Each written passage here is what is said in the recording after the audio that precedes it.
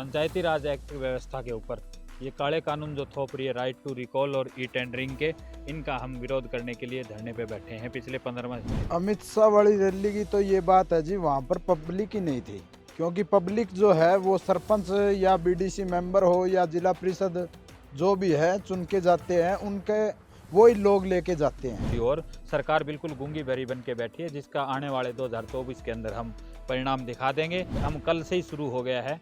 सत्ताधारी पक्ष चाहे वो जेजेपी पार्टी हो चाहे वो बीजेपी पार्टी हो, किसी भी पार्टी के विधायक, सांसद और मंत्री को और उसके साथ साथ मुख्यमंत्री को भी हम गांव में घुसने नहीं देंगे, किसी भी गांव के अंदर। हरियाणा प्रदेश के सरपंच अपनी मांगों को लेकर लगातार धरने पर है। अगर हरियाणा प्रदेश की बात की जाए तो पूरे 6000 से अधिक किसान ना जो सरपंच अपनी मांगों को लेकर धरने पर हैं। आप देख सकते हैं यहाँ हिसार में लगातार धरना चल रहा है। सरपंच अपनी मांगों को लेकर सुबह से शाम तक यहाँ धरने पर बैठते हैं। तो इनसे जानते हैं, आजाद सिंह हैं, इनसे जानते हैं कि जो क्या क्या मांगे, आगे किस तरह का आपका विरोध रहेगा।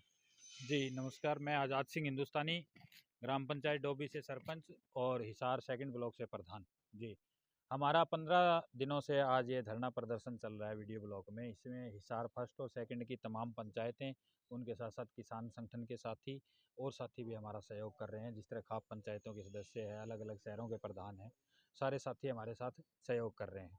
ये है कि इसमें हमारा धरना जो अनिश्चितकालीन धरना हमने शुरू किया, उसका कारण ये है कि सरकार ने जो पंचायती राज एक्ट व्यवस्था के ऊपर ये काले कानून जो थोप रही है राइट टू रिकॉल और ई टेंडरिंग के, इनका हम विरोध करने के लिए धरने पे बैठे हैं पिछले 15वें दिन से।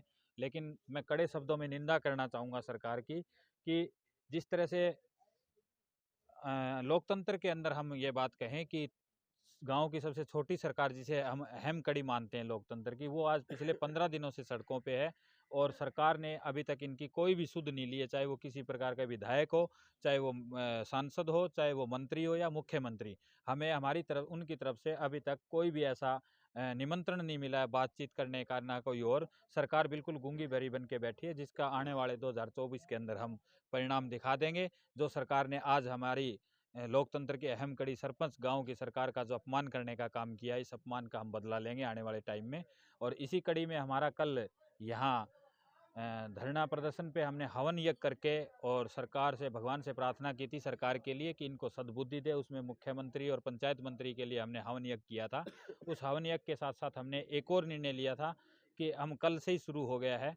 सत्ताधारी पक्ष चाहे वो जेजेपी पार्टी हो चाहे वो बीजेपी पार्टी हो, किसी भी पार्टी के विधायक, सांसद और मंत्री को और उसके साथ साथ मुख्यमंत्री को भी हम गांव में घुसने नहीं देंगे, किसी भी गांव के अंदर। और ऐसी कोई भी रणनीति या किसी प्रकार का प्रोग्राम बनाती है सरकार, तो हम गांव सरपंच नहीं, हम समस्त गांव को साथ में लेंगे, क्योंकि गांव ने हमारे को बहुत प्यार प्रेम दिया है।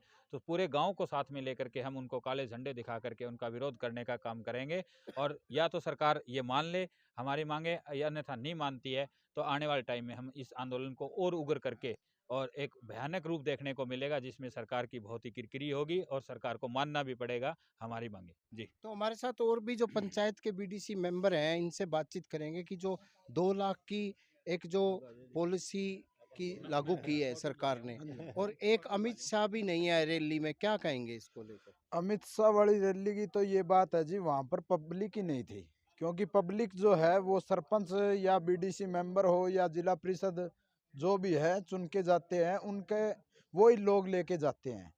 और रही बात 2 लाख में किमें काम को नहीं होता जी, या सरकार गूंगी बहरी है, इसने सुनवाई करनी चाहिए सरपंचां की, बीडीसी मेंबरां की और जिला परिषद जो है उनकी सुनवाई करनी चाहिए सरकार को। यदि सरकार सुनवाई नहीं करती है तो ये 2024 में इनको भुगतना पड़ेगा जी। अच्छा, आप बताएं जी, आगे अगर मांगे पूरी नहीं होती तो आप किन किन लोगों का विरोध करोगे आगे? जननायक जेजेपी के और बीजेपी के जो भी लीडर हमारे गांव में आएंगे तो हम गांव में नहीं घुसने देंगे।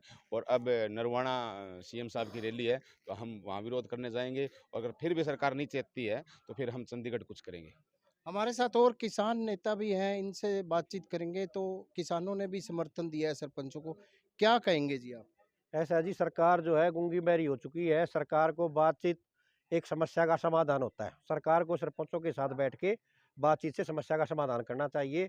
और जो लिमिट लगा दी है 2 लाख की, वो गलत है। सरपंचों को ज़्यादा से ज़्यादा पावर देनी चाहिए ताकि गाँव का विकास हो सके।